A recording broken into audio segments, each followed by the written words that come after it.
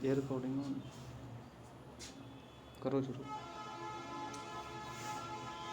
हाँ जी, सभी दोस्त लाइव आ जाओ भाई।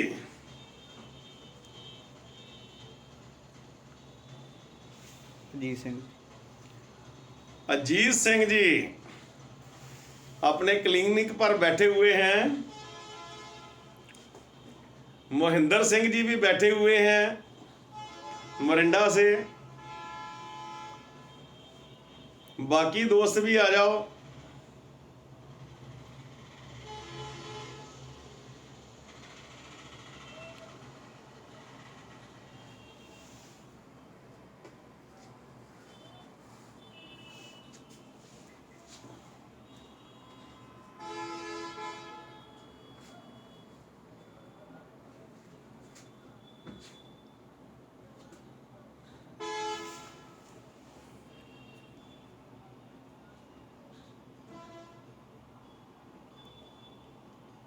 जल्दी जल्दी से लाइव आ जाओ।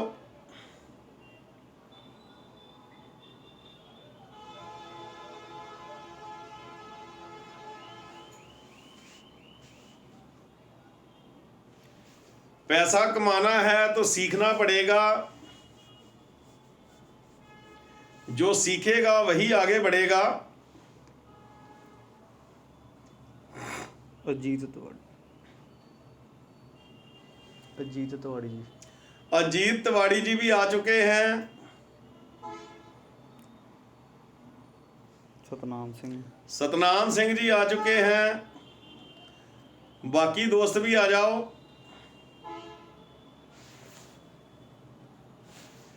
तो ठीक है, जितने भी दोस्त आ गए, क्योंकि हमें क्वालिटी चाहिए, क्वांटिटी नहीं चाहिए।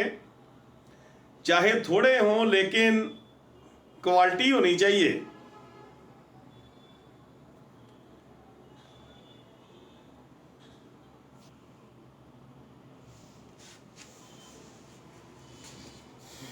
तो आज का प्रोग्राम हम शुरू करते हैं।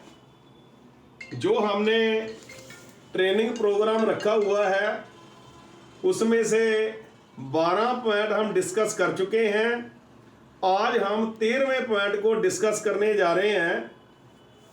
अगर आपने कामयाब होना है तो कामयाबी का हर फील्ड में एक सिस्टम है, एक प्रोसेस है। उस प्रोसेस से गुजरकर, उस सिस्टम से गुजरकर ही आप आगे बढ़ सकते हैं। जो हमने पिछली 2 जूम मीटिंग की थी ट्रेनिंग की, वो हमने ऑलरेडी यूट्यूब पे डाल रखी है। आज दूसरी जो हमने 8 तारीख को मीटिंग की थी उसका लिंक भी हमने आज ग्रुपों में शेयर कर दिया। आप उसको दोबारा से देखना चाहते हैं तो आप देख सकते हैं जब भी आपको टाइम मिले। हमारा चैनल है DF हर्बल ट्रेनिंग, उस पर आप जाइए और दोबारा से उसको देखिए, क्योंकि जितनी ज़्यादा बार आप देखेंगे वो आपके दिमाग में फिट हो जाएगा। क्योंकि ये चीज़ें आपने सिर्फ सुननी नहीं है, अपनी ज़िंदगी में उतारनी नहीं है, बल्कि इनको आगे बढ़ाना है। ये जो टीचिंग मैं आपको देने जा रहा हूँ, ये पूरी की पूरी टीचिंग आपने अपने ग्रुपों में देनी है, अपनी टीम को देनी है। क्योंकि ये डुप्लीकेशन का बिजनेस है। जो मैं आपको सिखाऊं आप आगे सिखाइए, ऊपर से सीखिए, नीचे सिखाइए और बीच में पैसे कमाइए। यही नेटवर्किंग है। अगर आप सीखोगे तो किसी को सिखाओगे। सीखना भी जरूरी है और सिखाना भी जरूरी है। मैंने भी सीखा। मेरे को भी आज से 20-22 साल पहले नेटवर्किंग की कुछ समझ नहीं थी। जब मैं इस फील्ड में आया तो मैंने सीखा, बहुत टीचिंगें मैंने ली, बहुत ट्रेनिंग ली। आज मैं आपके सामने खड़ा हूं और आज भी मैं एक स्टूडेंट ही हूं नेटवर्किंग में। आज भी मैं सीखता हूं। जहां भी मेरे को सीखना मिल जाए मैं वहां से सीखता हूं। तो आप भी सीखिए और सिर्फ सीखिए मत, आगे सिखाइए भी। ज़्यादा से ज़्यादा लोगों को उसका लिंक भेजिए, लोगों को प्रेरित करिए कि वो देखिए जो जूम मीटिंग हम करते हैं उसको दोबारा देखिए। सीखेंगे तो आगे बढ़ेंगे। तो आज हम 13वें पॉइंट को डिस्कस करने जा रहे हैं। नंबर 13, मीटिंग टीचिंग सेमिनार के माहौल का ख्याल रखिए।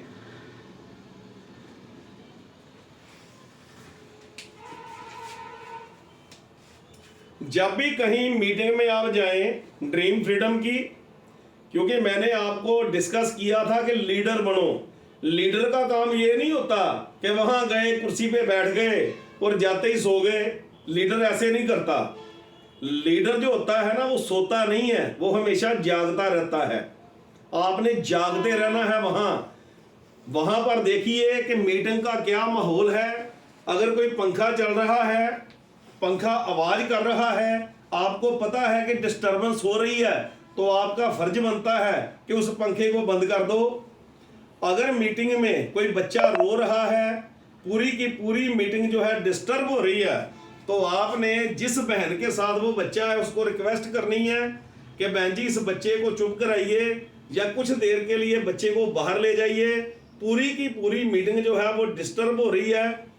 कहीं भी कोई प्रॉब्लम आ रही है, अगर बाहर से आवाजें आ रही हैं सड़क की तरफ से, तो आपका फर्ज बनता है कि दरवाजे को बंद करिए ताकि कम से कम आवाज जो है वो अंदर आए, आपके लोग जो हैं डिस्टर्ब नहीं हो। ये आपकी जिम्मेदारी बनती है। ये नहीं है कि मीटिंग में गए, सेमिनार में गए, टीचिंग में गए, वहां पे कुर्सी पे बैठ गए तो बस हमारा तो कोई फर्ज है ही नहीं, हमने तो बैठना है, हमने तो सुनना है, जो भी कुछ करना है कोई दूसरा कर लेगा। अगर आप अपनी जिम्मेदारी नहीं निभाओगे तो फिर पैसे भी आप नहीं कमाओगे, पैसे भी कोई दूसरा कमाएगा। पैसे कौन कमाएगा? जो लीडर है, जो देख रहा है, महसूस कर रहा है कि माहौल जो है वो गलत हो रहा है, इसको हमने सही करना है। एक बार क्या हुआ, एक बादशाह था, उसके पास ना उसका एक प्यारा सा हाथी था। उसका अपने हाथी के साथ बहुत प्यार था। बहुत सी लड़ाइयां उसने अपने हाथी की पीठ पर बैठकर जीती थी और हाथी भी उसका बहुत कहना मानता था। हाथी भी उस राजा के साथ बहुत प्यार करता था।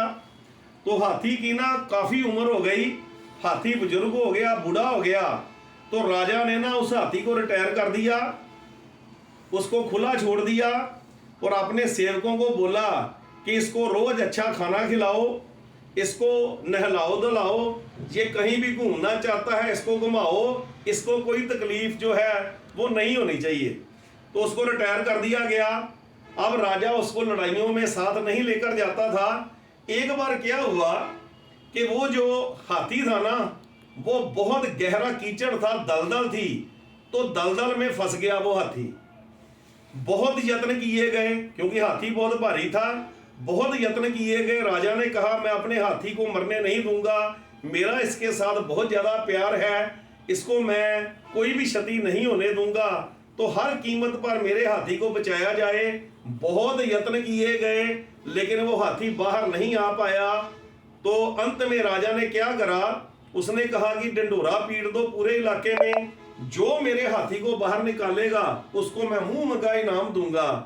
तो क्या हुआ, एक बुजुर्ग आए, उन्होंने कहा राजा जी आपने हाथी को कीचड़ से बाहर निकालना है, दलदल से बाहर निकालना है।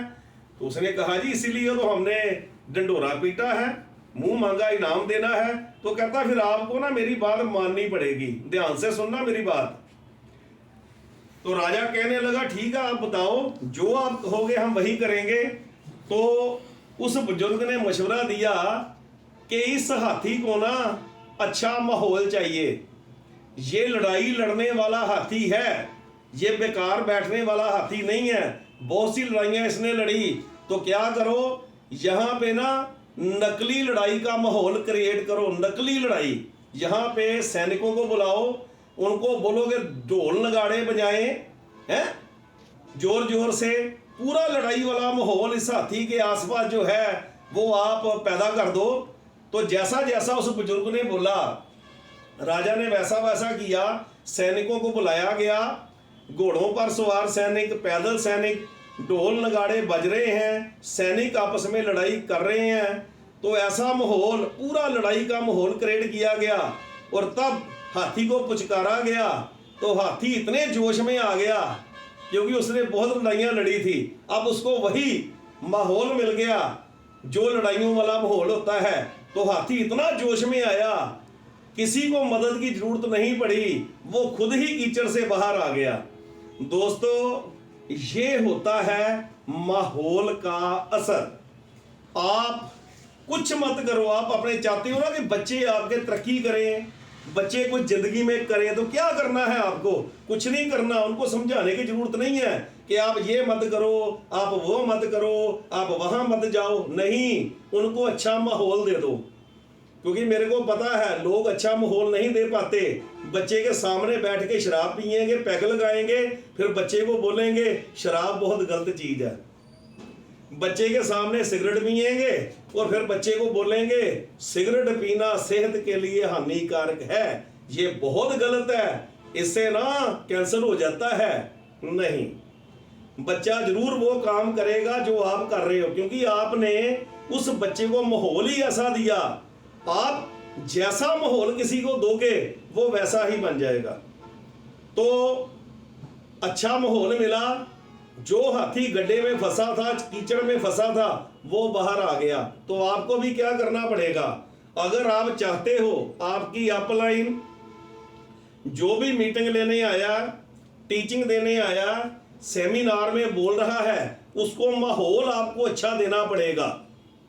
आपको ये ध्यान रखना पड़ेगा कि मीटिंग का जो माहौल है ना वो बहुत ही बढ़िया हो। चारों तरफ आपको निगाह रखनी पड़ेगी, ध्यान रखना पड़ेगा, सैनिक बनकर ध्यान रखना पड़ेगा, कमांडो बन के ध्यान रखना पड़ेगा।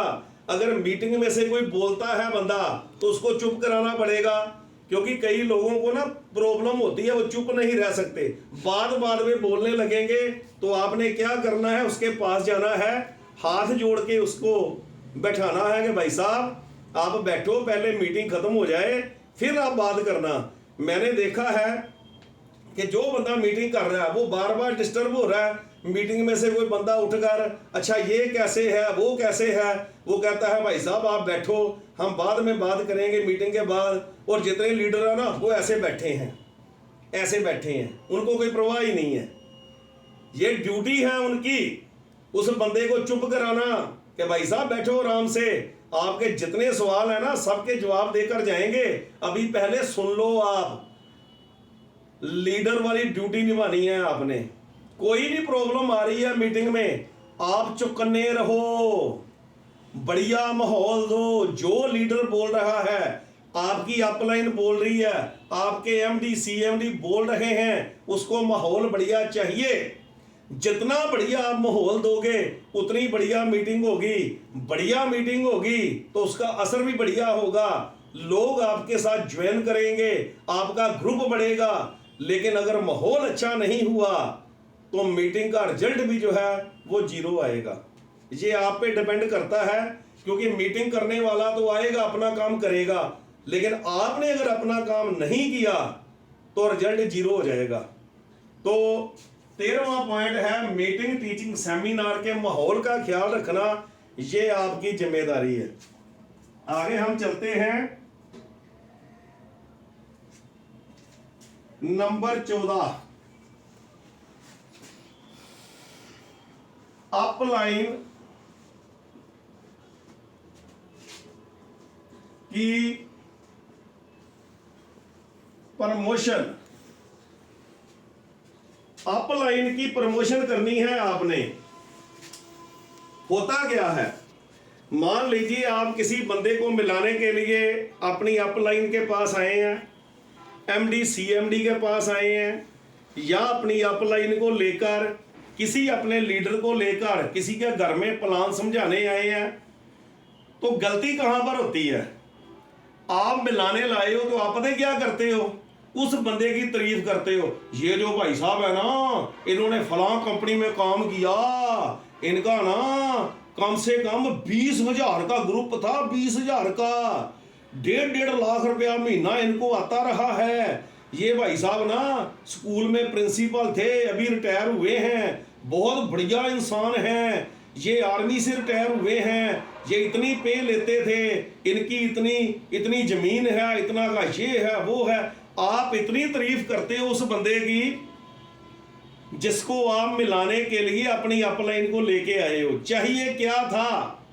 चाहिए था प्रमोशन करनी थी अपनी अपलाइन की, प्रमोशन करनी थी अपने लीडर की जिसको आप साथ में लेकर आए हो। आपने क्या करना था? ये हमारी अपलाइन है, भगवान जैसी अपलाइन है, ये हमारी बहुत मदद करती है, ये बहुत बढ़िया लीडर हैं, बड़े अच्छे इंसान है, बहुत बढ़िया इनकम इनको ड्रीम फ्रीडम में आ रही है, रात दिन इन्होंने एक किया हुआ है लोगों की सेवा करने के लिए। पूरी की पूरी प्रमोशन आपने, जिसको आप अपनी अपलाइन को अपने लीडर को साथ लेकर गए हो ना, आपने उसकी प्रमोशन करनी है, उसका गुणगान करना है और फिर बताना है कि ये भाई साहब हैं, प्रिंसिपल हैं, आप इन्हें प्लान समझाइए।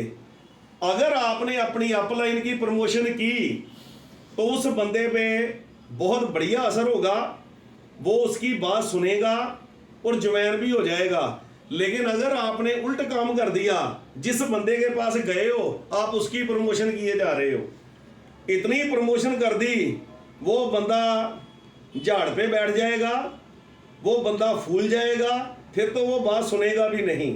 तो कभी भी आपने ये काम नहीं करना। जब भी करना है अपनी अपलाइन की प्रमोशन करनी है, अपने लीडर की प्रमोशन करनी है, सामने वाले की प्रमोशन नहीं करनी। उसके बारे में बहुत थोड़ी इंट्रोडक्शन आपने देनी है, ज्यादा जो करनी है प्रमोशन अपनी अपलाइन की करनी है, फिर असर होगा उस बंदे पर और वो बंदा आपके साथ ज्वाइन करेगा, आपका ग्रुप बढ़ेगा। आगे चलते हैं 15वां नंबर,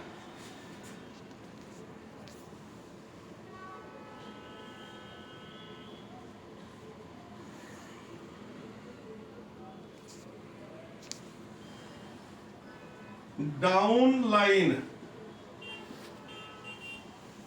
के साथ जेलसी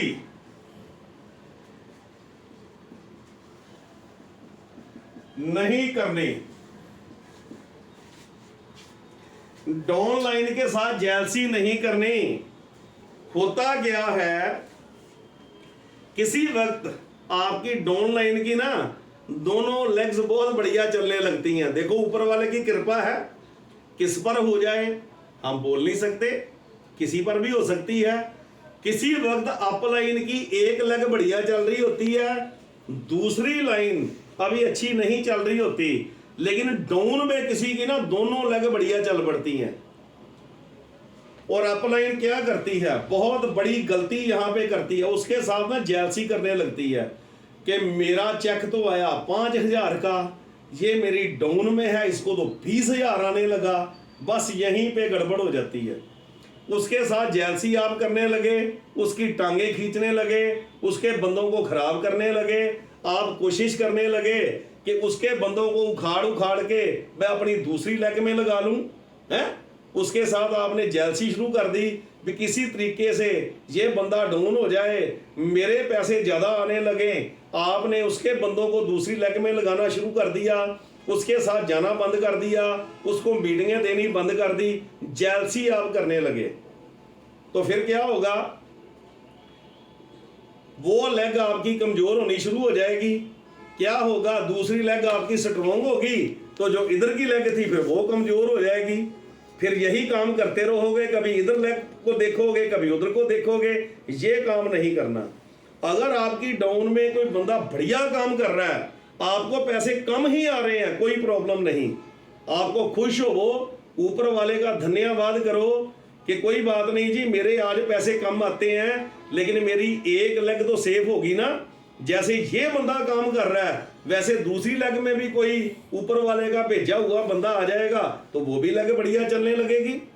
मैं अपना एक्सपीरियंस आपको बताता हूं, जब मैंने नेटवर्किंग शुरू की तो मेरे नीचे एक बंदा था, उसको आता था 20,000 महीने का। शुरुआत में उसकी बढ़िया लगे चलने लगी, तो मेरे को आता था 5,000। मेरी एक लेग बढ़िया चल रही थी, दूसरी लेग अभी वीक थी। उसको आए 20,000, मेरे को आए 5,000। लेकिन मेरे को पता था कि मेरे को बहुत दूर तक जाना है। मैं ये 20-25 हज़ार वाला बंदा नहीं हूँ, मैं तो लाखों वाला बंदा हूँ, मेरे को तो आगे जाना है। तो होता गया था तब ये जो फ़ोन हम करते हैं ना, ये कॉल बहुत महंगी थी तब। एक कॉल 2, 2.5, 3 रुपए की पड़ती थी, बहुत महंगा था शुरू में। अब वो बंदा जिसको 20,000 आता था वो मेरे को मिस कॉल मारता था। मैं हंसता था भी इसको 20,000 आता है, ये मेरे को मिस कॉल करता है, और मेरे को 5,000 आता है वो मैं इसको बैक कॉल करता हूँ। लेकिन उसको नहीं पता था, वो तो ये समझता था कि मेरी अपलाइन है, अगर मेरे को 20 आ रहा है तो कम से कम लाख रुपया तो इसको आ ही रहा होगा, ठीक है। लेकिन मेरे को 5,000 आता था, उसको 20,000 आता था, लेकिन वो मेरे को मिस कॉल मारता था, लेकिन मैं उसकी पूरी हेल्प करता था। मेरे को पता था आज एक लेग मेरी जो है वो सेफ हो रही है, कल को दूसरी भी हो जाएगी, और ऐसे ही हुआ। फिर मेरी दूसरी लेग में लोग आने लगे, वो बंदा तो 20-30 हज़ार पे रह गया, लेकिन मैं लाखों में चला गया। तो दोस्तों आपके साथ भी ऐसा होगा, एक लेग में हो सकता है अच्छे बंदे आ जाएं, उनका ज़्यादा पैसा आना लगे, आपको पैसे कम आ रहे हैं, लेकिन आपने किसी के साथ भी जेलसी नहीं करनी, उसकी पूरी हेल्प करनी है, क्योंकि लेग तो आपकी है, कोई जेलसी नहीं करनी। अगर करोगे तो कभी ये लेग बैठ जाएगी, कभी वो बैठ जाएगी, कभी ये बैठ जाएगी, कभी वो बैठ जाएगी। क्योंकि मैं आपको सिस्टम बता रहा हूं, जो गलतियां करते हैं नेटवर्कर, मैं वो आपको बता रहा हूं। अगर ये गलती आप करोगे, उसके बंदे उखाड़ के दूसरी लेग में डालोगे तो वो बंदा भी बैठ जाएगा, फिर दूसरी लेग स्टैंड कर लोगे तो पहले वाली बैठ जाएगी। ये नहीं करना। जो बंदा अच्छा काम कर रहा है उसको आपने उसके साथ आपने जेलसी नहीं करनी है, उसकी पूरी हेल्प करनी है। कोई बात नहीं, दूसरी लेग भी आपकी जो है वो चलने लगेगी। आगे चलते हैं। Number 16, dressing sense.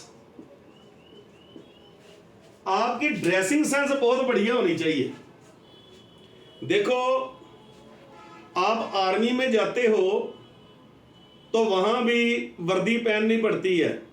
कोई बंदा बोले कि मैं देश के लिए लड़ूंगा, ट्रेनिंग भी करूंगा, जरूरत पड़ने पर देश के लिए मैं मरने के लिए भी तैयार हूं, लेकिन मेरी एक शर्त है कि मैं वर्दी नहीं पहनूंगा, तो क्या वो आर्मी में भर्ती हो सकता है? नहीं।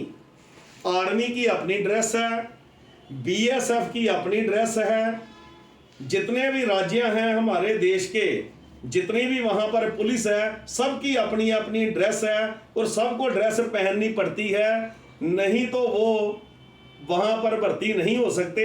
ऐसे ही अगर आप नेटवर्किंग कर रहे हो तो आपकी भी ड्रेस है, अच्छे कपड़े पहनिए, जहां पर जरूरत है वहां टाई भी लगाइए, सुंदर कपड़े पहनिए।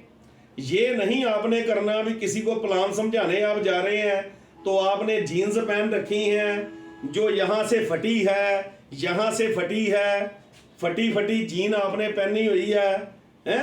आपने आधे बाजू की टी शर्ट पहन रखी है।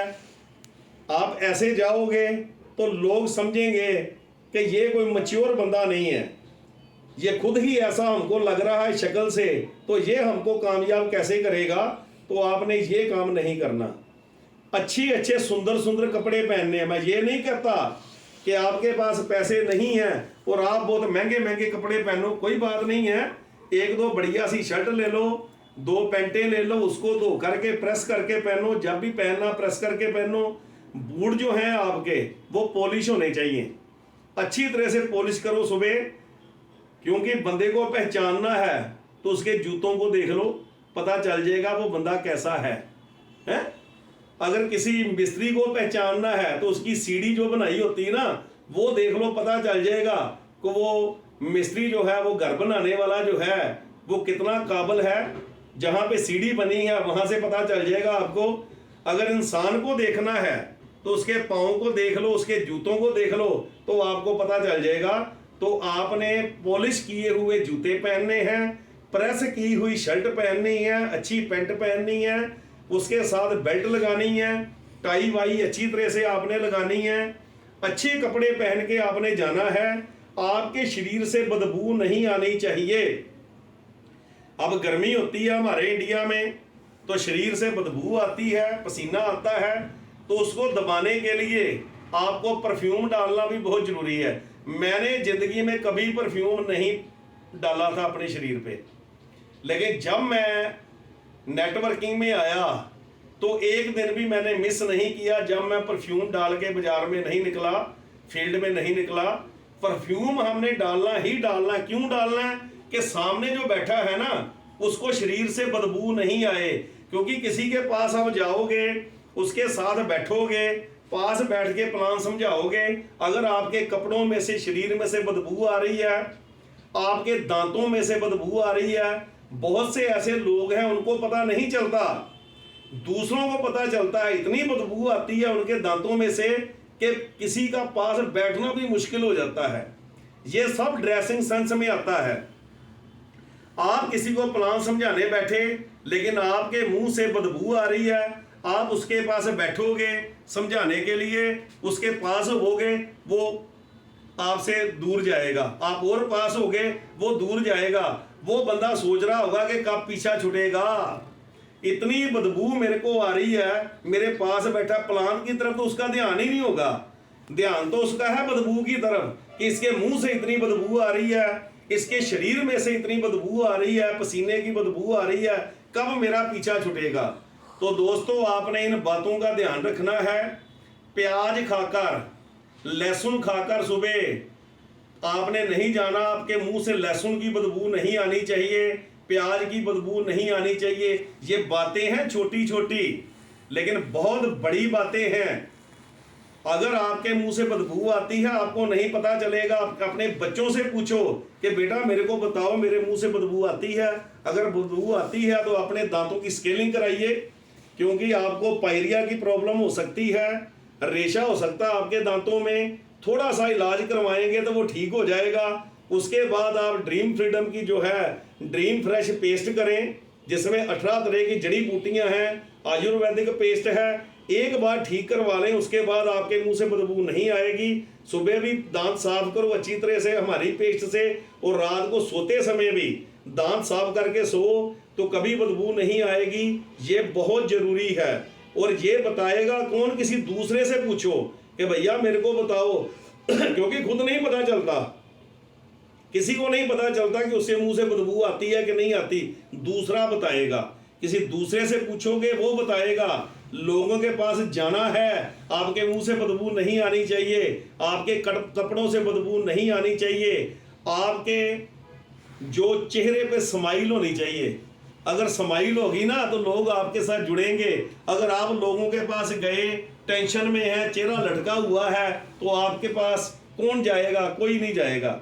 मेरे को एक बात बताओ, 10 मिनट 2 बसें खड़ी हैं बस अड्डे पर, बस स्टैंड पर। एक में कंडक्टर बैठा हुआ है, बस पूरी तरह से स्टार्ट करके रखी हुई है, और कंडक्टर ऊंची ऊंची बोल रहा है कि आ जाओ भी आ जाओ, किसने जाना है? कांचीपुर जा रही है, कांचीपुर जा रही है, आ जाओ कांचीपुर जाने वाले आ जाओ। लोग उसमें बैठेंगे, या साथ में एक बस खड़ी है उसमें अभी ड्राइवर भी नहीं है, कंडक्टर भी नहीं है, वो स्टार्ट भी नहीं है, लेकिन जानी वो भी कांचीपुर है। मेरे को ये बताओ किसमें लोग बैठेंगे? वो जो बंद पड़ी है बस उसमें बैठेगा कोई? कोई नहीं बैठेगा। किसमें लोग बैठेंगे? जो बस स्टार्ट है, जिसमें ड्राइवर बैठा हुआ है, जिसमें कंडक्टर जो है ऊंची ऊंची बोल रहा है कि आ जाओ भाई आ जाओ, कांचीपुर जाने वाले आ जाओ, लोग उसी में बैठेंगे। तो लोग किसके साथ ज्वाइन करेंगे? जो पूरी तरह से तैयारी करके आया है, जिसकी ड्रेसिंग सेंस बढ़िया है, टाई लगी हुई है, जो बूट हैं वो पॉलिश किए हुए हैं, परफ्यूम डाला हुआ है, मुंह से बदबू नहीं आ रही, अच्छी तरह से नहा धो के घर से निकला है, उसके चेहरे पर स्माइल है, चेहरा उतरा हुआ नहीं है, चेहरे पर स्माइल है, आपकी जेब में पैसे नहीं है तो कोई बात नहीं, कोई फर्क नहीं पड़ता। किसी को नहीं पता कि आपकी जेब में 100 रुपया है या लाख रुपया है या 10 रुपए हैं, ये किसी को नहीं पता। लोग क्या देखेंगे? आपके कपड़े देखेंगे। लोग क्या कहते हैं? जब मेरे पास पैसा आएगा फिर मैं बढ़िया बढ़िया कपड़े पहनूंगा। लेकिन पैसा क्या कहता है? पैसा कहता है तुम बढ़िया बढ़िया कपड़े पहनोगे ना तब मैं तेरे पास आऊंगा, तब आऊंगा तेरे पास। आपने देखना है ना, तो कभी रेलवे स्टेशन पे आप जाते हो, वहां पर देख लो, जो चालू डब्बा होता है जिसमें रिजर्वेशन नहीं होती, जो लोग उसमें से बाहर निकलते हैं, और दूसरी तरफ आप देखो जो एसी डिब्बा है ट्रेन का, उसमें से जो लोग निकलते हैं, दोनों के कपड़ों को आप देखो, आपको पता चल जाएगा, सब पता चलेगा कि ये कौन से लोग हैं और वो कौन से लोग हैं। अच्छे कपड़े पहनोगे तभी पैसा आएगा। पैसा आने पर कोई अच्छे कपड़े नहीं, पहले पहनने पड़ेंगे, तैयारी पहले से करनी पड़ेगी। अगर भगवान से बारिश मांग रहे हो ना तो छाते का इंतजाम तो पहले से करना पड़ेगा। अगर बैंक में अकाउंट नहीं है तुम्हारा और बोल रहे हो मैं करोड़ों कमाऊंगा, तो तैयारी तो तुमने की नहीं है, ऊपर से बोल रहे हो तेरा तो अकाउंट भी नहीं है बैंक में। तैयारी सो पहले से करनी पड़ेगी। अगर आपने कामयाब होना है तो ड्रेसिंग सेंस आपकी बढ़िया होनी चाहिए। पूरी तरह से तैयार होके शीशे में देखो कि कैसे आप लग रहे हो। पूरी तरह से तैयारी करके फिर आप बाहर निकलो, कामयाबी आपके कदम चूमेगी। अगर ऐसे ही चप्पल पहनी है, पैर में पजामा डाला है और ये टी शर्ट आपने डाली है और चले गए किसी घर में, उसको प्लान समझाया और बोलते हो भैया काम करो, प्लान बहुत बढ़िया है, करोड़पति हो जाओगे करोड़पति। वो बंदा आपको देखेगा, दिख रहा है करोड़पति है, चप्पल डाली है हवाई चप्पल 20 रुपए वाली पाँव में, वो दिख रहा है करोड़पति आया है, इसके पल्ले कुछ है नहीं और हमको बोल रहा है करोड़पति हो जाओगे। अगर किसी के पास जाना है तो ड्रेसिंग सेंस के साथ जाओ। लोग आप पढ़े लिखे हो या नहीं पढ़े लिखे, अनपढ़ हो, मैटर नहीं करता। किसी को नहीं पता चलेगा आप कितने पढ़े लिखे हो, आपकी जेब में कितने पैसे हैं किसी को पता नहीं चलेगा। लोग तो आपको देखेंगे और आपको देख के ज्वाइन करेंगे। अगर आप सभी ड्रेसिंग सेंस में मीटिंग में बैठे हो, बहुत अच्छी तरह से बैठे हो, मीटिंग के माहौल का आपने ख्याल रखा हुआ है, तो जो भी वहां आएगा ना वो ज्वाइन हो जाएगा। वो कहेगा इतने बढ़िया बढ़िया लोग हैं, इतने बढ़िया बढ़िया कपड़े इन्होंने पहन रखे हैं, मैं भी चाहूंगा कि इनके साथ काम करूं। तो ज्यादा मेहनत करने की जरूरत नहीं पड़ेगी, लोग खुद ब खुद आपके पास आने शुरू हो जाएंगे। लेकिन ड्रेसिंग सेंस आपकी बढ़िया होनी चाहिए। अपने शरीर का खुद ख्याल रखो, अपने को मेंटेन करना शुरू करो। आगे चलते हैं। 17 बैग, डायरी, पेन,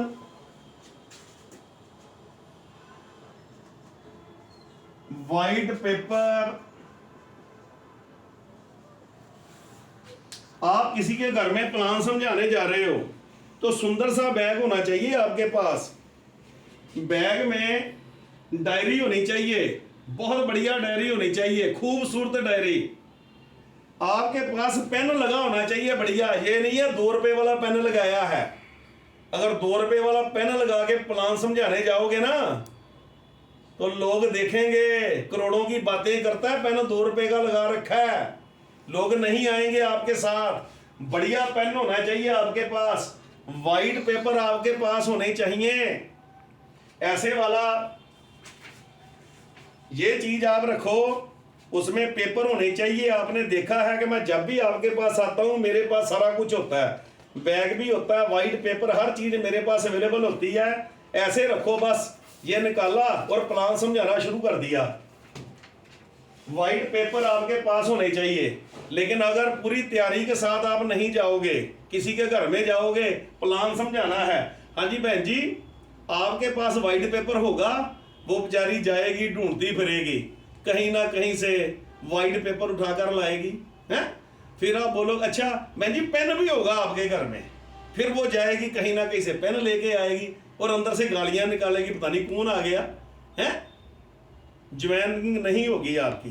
अगर आपके घर में आपने मकान बनाना है, आप मिस्त्री को लेकर आए, कारीगर को आपके घर में लेकर आए और वो कारीगर आपको बोले कि मेरे पास कोई औजार नहीं है तो मैंने आपका मकान बनाना है, ये मेरे को लाकर दो, वो लाकर दो, तो ये मेरे को बताओ कि आप उससे काम करवाओगे? आप उसको कहोगे भाग जा भाई, तेरे पास तो कुछ है ही नहीं, तेरे से हम काम कैसे करवाएंगे? किसी डॉक्टर के पास जाओ, उसके पास थर्मामीटर नहीं है, स्टेथोस्कोप नहीं है, वो आपको बोले थर्मामीटर लेके आओ, मैंने बुखार चेक करना है, स्टेथोस्कोप लेके आओ बाजार से, मैंने आपको चेक करना है, आपका ब्लड प्रेशर चेक करना है, ब्लड प्रेशर चेक करने के लिए मशीन लेके आओ, तो उस डॉक्टर से आप इलाज करवाओगे? कभी नहीं करवाओगे। डॉक्टर के पास जाओगे, पूरे के पूरे उसके औजार उसके पास पड़े होंगे। किसी भी मिस्त्री के पास जाओगे, चाहे वो लकड़ी का काम कर रहा है, चाहे मकान की उसारी वाला मिस्त्री है, पूरे के पूरे औजार उसके पास होंगे। तो आप एक नेट वर्कर हो, आपके पास आपके औजार क्यों नहीं है? आपके पास भी अपने औजार होने चाहिए, बैग होना चाहिए, डायरी होना चाहिए, सारा कुछ आपके पास होना चाहिए। अगर सारा कुछ लेकर जाओगे, पूरी तैयारी के साथ जाओगे, तो रिजल्ट भी जो है वो आपको बहुत बढ़िया मिलेगा। अगर पूरी तैयारी के साथ आप नहीं जाओगे तो रिजल्ट भी दोस्तों वैसा ही आएगा। आप जाओगे, पैसा खराब करोगे, टाइम खराब करोगे, तो रिजल्ट क्या होगा? रिजल्ट जीरो होगा। ये 5 पॉइंट हमने डिस्कस किए आज। दोस्तों जिंदगी आपने कैसी बनानी है ये आप पे डिपेंड करता है।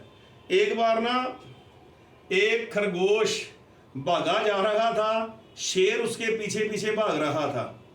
खरगोश आगे आगे, शेर उसके पीछे पीछे, बहुत तेज भागा खरगोश। आगे एक पाइप पड़ा हुआ था, पाइप, अब खरगोश उसमें घुस गया। अब शेर बाहर बैठा है, क्योंकि शेर तो घुस पाएगा नहीं, शेर बाहर बैठा है। काफी देर गुजर गया, खरगोश अंदर सेफ है, आराम से बैठा है, शेर बाहर बैठा है। तो शेर पूछता है खरगोश से, कहता मैं जंगल का राजा, इतना शक्तिशाली, कब से तेरे पीछे पीछे भाग रहा हूं, लेकिन तू मेरे हाथ में नहीं आ रहा, इसकी वजह क्या है? तेरे में तो कोई इतना दम है नहीं, छोटा सा तू जानवर है, तो मेरे हाथ में क्यों नहीं आ रहा? तो खरगोश ने जवाब दिया, उसने कहा जंगल के बादशाह शेर, तू मुझे नहीं पकड़ सकता, इसकी वजह है तू अपने ब्रेकफास्ट की लड़ाई लड़ रहा है। तू मेरे को खा के ना, क्योंकि मैं तो छोटा सा हूं, क्या मिलेगा तेरे को? तेरा ब्रेकफास्ट हो जाएगा। तू अपने ब्रेकफास्ट की लड़ाई लड़ रहा है, लेकिन मैं अपनी जिंदगी की लड़ाई लड़ रहा हूं, जिंदगी की लड़ाई। मेरे को पता है तुमने पकड़ लिया तो मेरी जिंदगी चली जाएगी, मैं अपनी जिंदगी की लड़ाई समझ के लड़ रहा हूं, भाग रहा हूं, इसलिए तो मेरे को पकड़ नहीं पाया। दोस्तों यहां कौन लोग कामयाब होंगे? जो जिंदगी की लड़ाई समझ के सब कुछ दांव पे लगा के आएंगे फील्ड में, वही कामयाब होंगे। तो जो आए ठीक है, 4 दिन काम किया, कुछ मिला ठीक है, नहीं तो फिर दूसरी कंपनी है, नहीं तो फिर तीसरी कंपनी है, नहीं तो वो कंपनी है, नहीं तो वो है, वो कामयाब होंगे? नहीं होंगे। समंदर में से मोती कौन निकाल के लाता है? जो समंदर में घुस जाता है उसको बोलते हैं मरजीवड़ा, वो मोती निकाल के लाता है। और जो समंदर के किनारे पे बैठा रहता है उसको क्या मिलता है? उसको कुछ नहीं मिलता, उसको तो सिपियां मिलेगी, सिपियां। खत्म हो गया।